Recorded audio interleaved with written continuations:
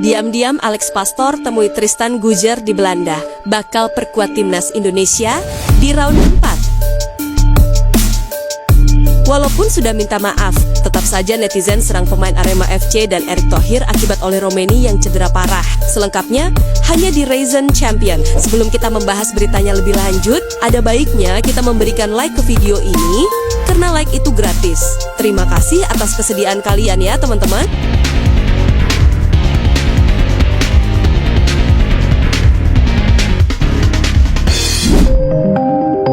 Asisten pelatih timnas Indonesia, Alex Pastoor, kembali menjadi sorotan setelah diketahui melakukan pertemuan rahasia dengan salah satu talenta muda potensial keturunan Indonesia, Tristan Guijer.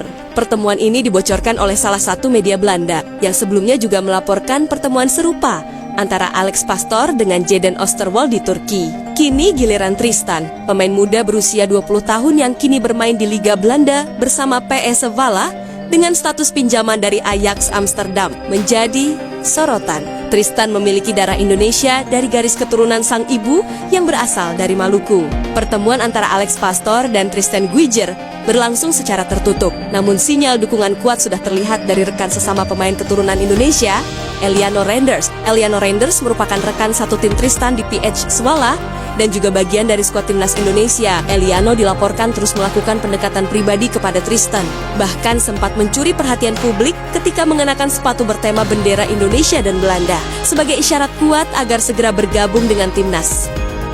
Guijer sendiri sebelumnya sudah menyatakan minatnya membela timnas Indonesia. Pertemuan dengan Alex Pastoor semakin memperkuat dugaan bahwa ia akan segera menjadi bagian dari proyek besar Ketua Umum PSSI, Erick Thohir, dalam menyongsong round 4 kualifikasi Piala Dunia ke 2026.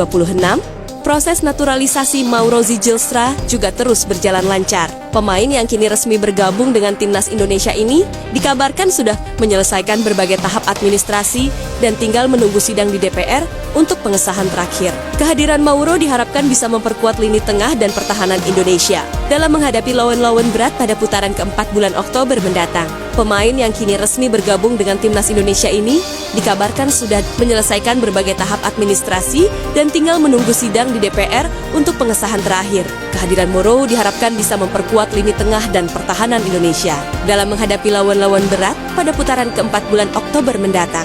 Ketua Umum PSSI, Erick Thohir, mengungkapkan kabar terbaru mengenai proses naturalisasi pemain keturunan baru, Mauro Zijlstra, yang kini semakin mendekati tahap finalisasi dan tinggal menunggu persetujuan sidang DPR. Hal ini disampaikan Erick seusai pertandingan pembuka Piala Presiden 2025 antara Oxford United melawan Indonesia All-Star. Mauro Zijlstra, pemain muda yang diproyeksikan memperkuat timnas Indonesia baik di level senior maupun U23 di bawah asuhan pelatih Gerald van Berg, diharapkan bisa menambah kedalaman skuad Garuda secara signifikan.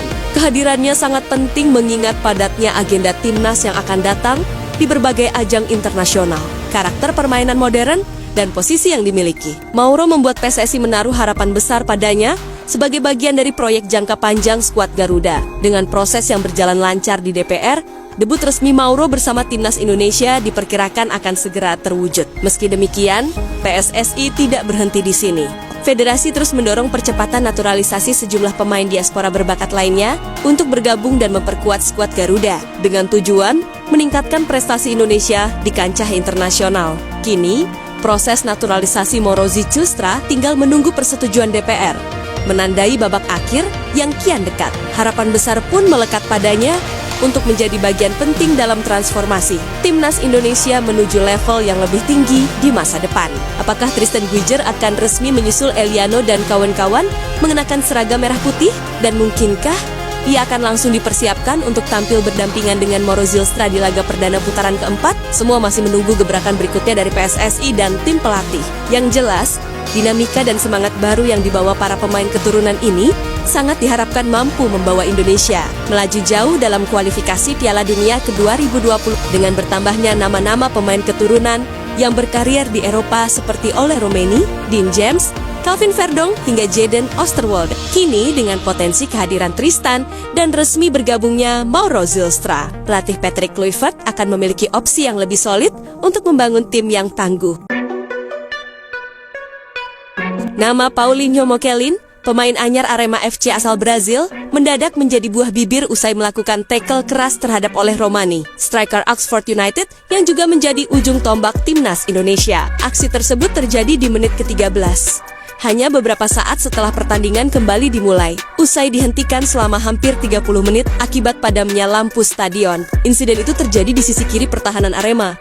Paulinho melancarkan tackle ke arah engkel kanan oleh Romani yang saat itu sedang menggiring bola dalam serangan balik cepat. Romani langsung tersungkur dan tampak meringis kesakitan. Tim medis Oxford United segera merespons dengan memberikan pertolongan di pinggir lapangan. Setelah pemeriksaan awal, Romani tampak kesulitan berjalan dan harus kembali ditandu keluar. Ironisnya, hanya 3 menit sebelum insiden tersebut, Romani sempat mencetak gol ke gawang Arema dan membawa Oxford United unggul 2-0.